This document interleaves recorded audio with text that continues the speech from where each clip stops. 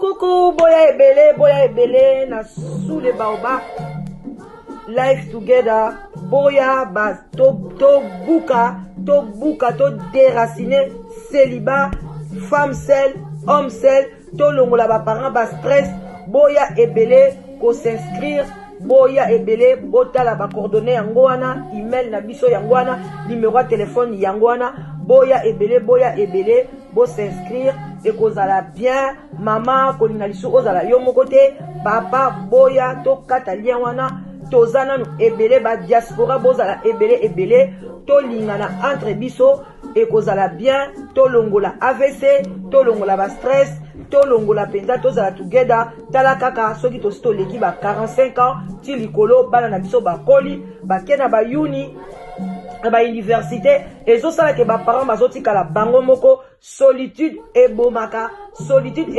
malembe, ezali maladie moko, ebomaka malembe, okokufa mala moko te, oko souffrir, eko bengela yo ba maladie ebele, ba cancer, ba diabète, ba maladie ebele, vraiment bandeko na ngai, ba AVC, ba tension, parce que tu es seul. Alors, Nzambe ye moko lobake, l'homme quittera et s'attachera à sa femme. Alors boya ebele, ba maman boya ebele, ba papa boya ko s'inscrire na sous les baobab, live together, okozwa mobali ya malamu, papa okozwa mwasi ya elonga. Vraiment boya ebele.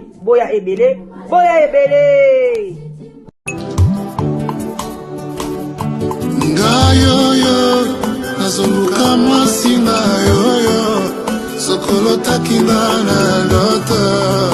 Mama yaka tolingana na biso, tomona ba parents na yoyo, ton futur mari na yoyo, sokolo takinga na ndoto. Mama yaka tolingana na biso, tomona ba pasteur na yoyo. Bonjour, bon dimanche, ça dépend heure à laquelle vous allez suivre à la danoise, bonsoir, beauté, vraiment, bisika biso bisubino, nzambalo la bambo la bino, bande konangai, voilà, toye, to flamme sa conscience, bande konamakambo ezoleka, na ba chantre de l'éternel, vraiment, bande konangai, zapasi na mawa. Bayenge na bandeko na biso bundu ya Congo, respect, na ba chef coutumier na biso bandeko. Yango te saka bino bandeko to respectaka ba chef coutumier, ba scandale ezoleka oyo, na cadre ba chef coutumier le karaté. Bango ba vivra na kimia bandeko na ngai. Boko kamwa penza mukolo enlèvement penza pa bakei, ba chantre de l'éternel, ba tikali. Repentez-vous, repentez-vous. Repentez-vous.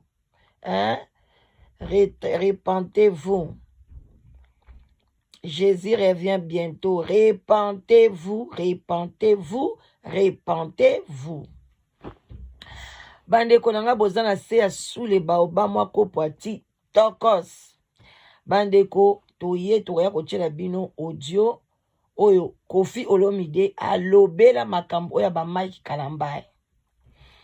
Bandeko ba Mike Kalambai, ba Moïse Mbiye, ba José Nzita, ebele obino mo boyebi. Na oya biso oya kufela kana ye kaka basi mikolo nyonso to. Matu Samuel. Bandeko nanga baza batu moko tolanda bango lisu te.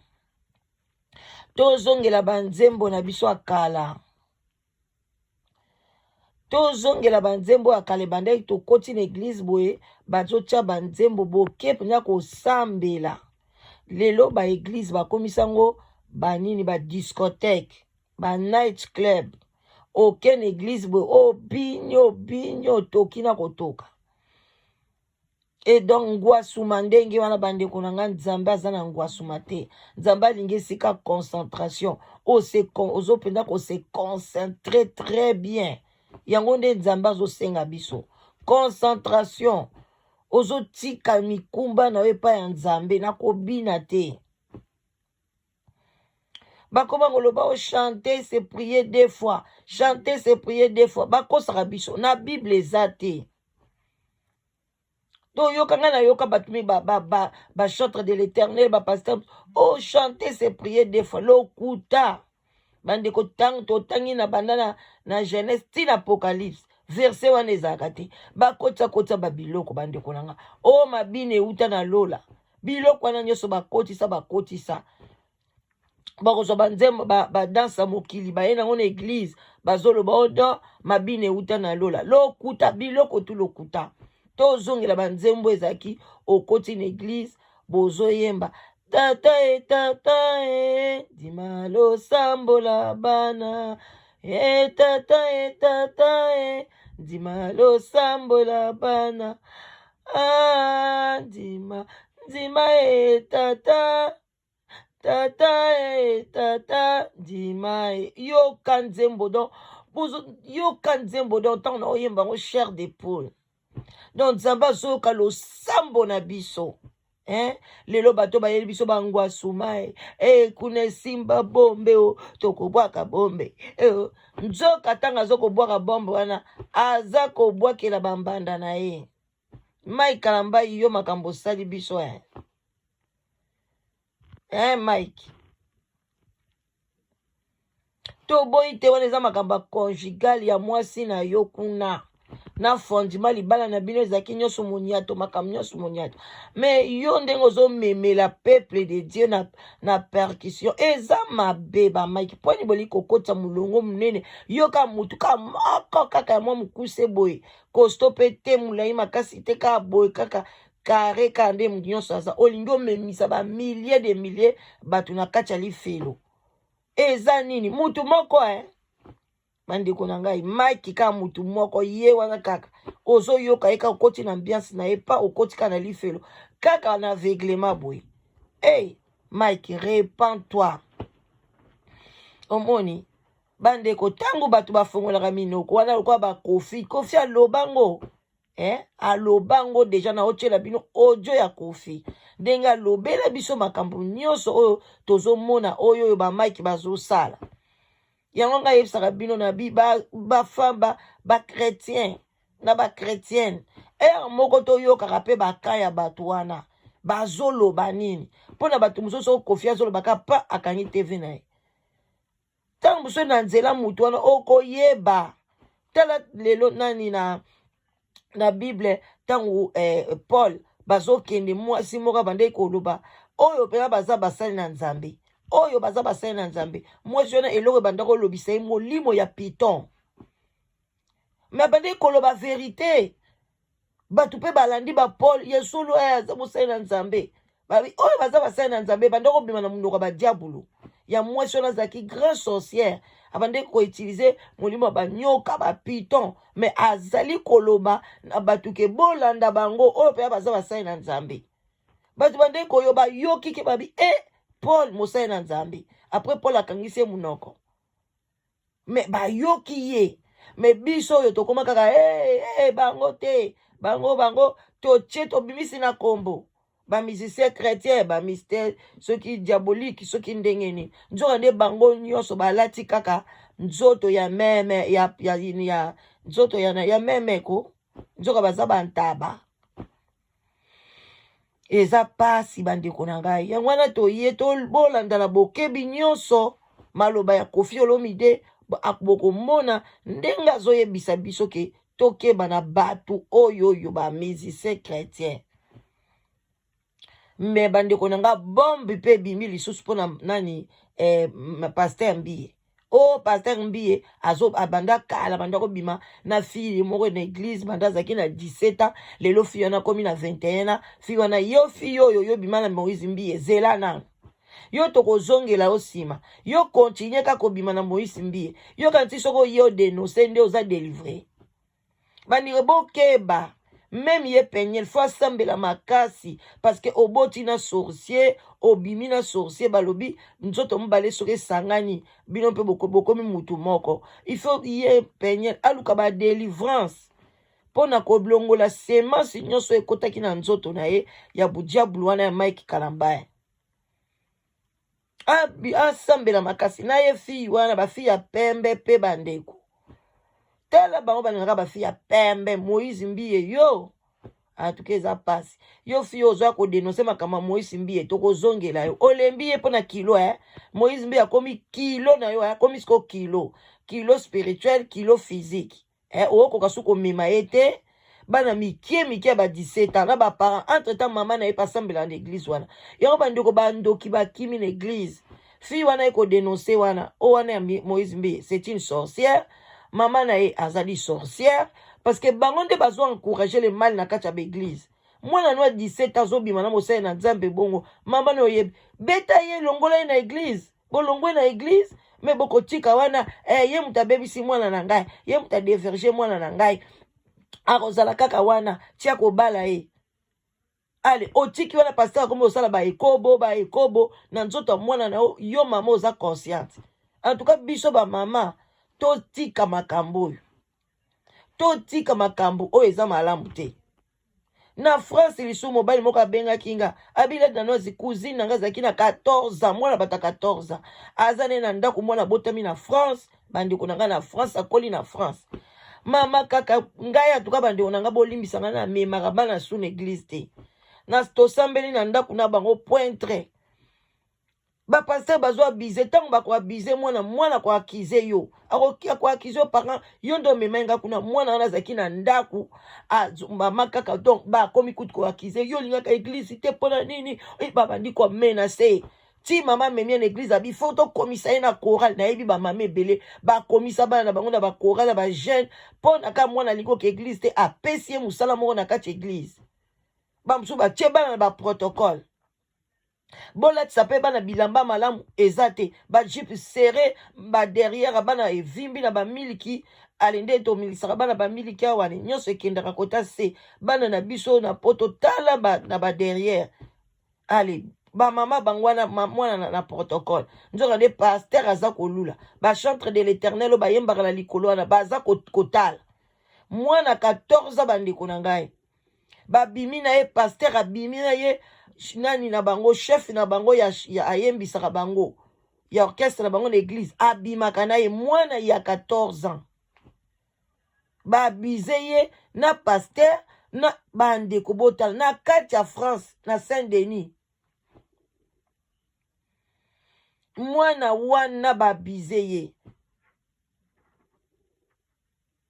mwana kei akomi na zemi ale ake koyebisa paster nga nakomi na zemi paster alobi eza yanga te mwana muke ide eza te paster akomi otuna ye oyo nabimaka mpe na mutu tel oyo wana ye mpe abimaka nanga chef ya bandeko église eza na catastrophe bandeko botala biloko ya boye ale bozozwa bana na bino bozomema bango mwana na ngai ayemba boye bandeko bobatela bana biso bazali baavenir alobi bango nde baosunga biso lobi soki fondima lelo tobebisi bana na biso bandeko lobi tozwani bino bozomona penyel wana bozomona lobi ya denonse boyebi kati ya penyel boyebi soko deja ba AVC bandi ye boyebi deja soki nini ezosala na miniti oyo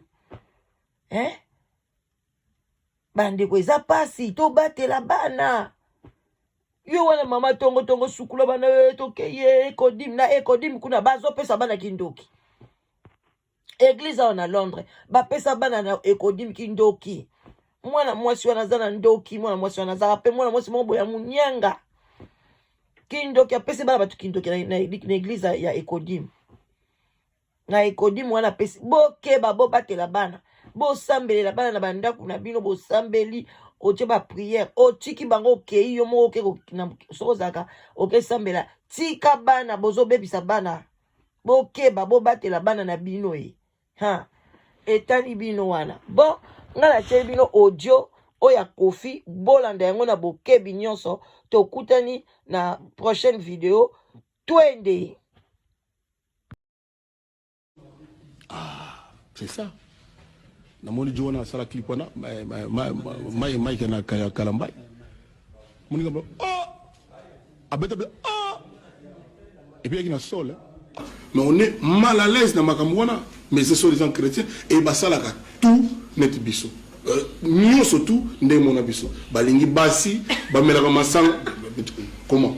Bamelaka masanga bazo croquer pe batou, mitemo mabe, tout le monde le sait.